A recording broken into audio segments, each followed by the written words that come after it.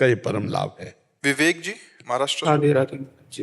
महाराज जी, भगवत प्राप्ति के लिए ज्ञान का होना आवश्यक है क्या? भगवत प्राप्ति में ज्ञान से हमें हाँ, क्या क्या भगवत सहयोग? प्राप्ति के मार्ग में चलने से तीनों अपने आप हो जाते हैं।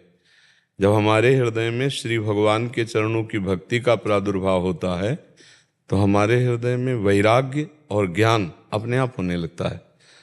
ज्ञान, वैराग्य, भक्ति तीनों मिश्रण चलते हैं और जब फिर आगे बढ़ते हैं तो उनका अलग अलग मार्ग हो जाता है।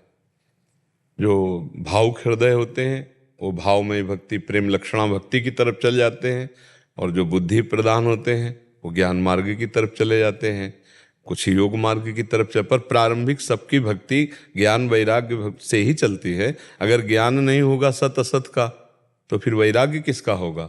और जब वैराग्य नहीं होगा तो राग में फंसा हुआ संसार की भक्ति करेगा, भोगों की भक्ति करेगा, शरीर, व्यक्ति, वस्तु, स्थान, इसी का चिंतन होगा। समझ पा रहे? ज्ञान तो अत्यंत आवश्यक है।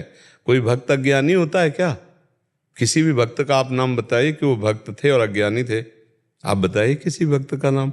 सब भक्त आपको ज्ञान संपन्न मिलेंगे, पर ज्ञान का जो मार्ग है उसमें अहम ब्रह्मास्मि का चिंतन होता है।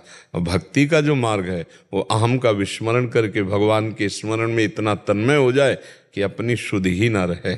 भक्ति का मार्ग है भगवान का सुमिरन, वो हमारे आत्मस्वरूप श्री भगवान। और ज्ञान का अलग मार्ग, वो अहम ब्रह्मास्मि, मैं ब्रह्म हूँ, ऐसा चिंतन करते करते वो ब्रह्माकार अभेद बुद्धि हो गया, आत्मस्वरूप, वो मोक्ष को प्राप्त हो गया और ये भगवान की लीला में प्रवेश पा गया। भक्त मोक्ष स्वीकार नहीं करता, वो लीला प्रेम प्राप्त करना चाहता है। समझ पाए?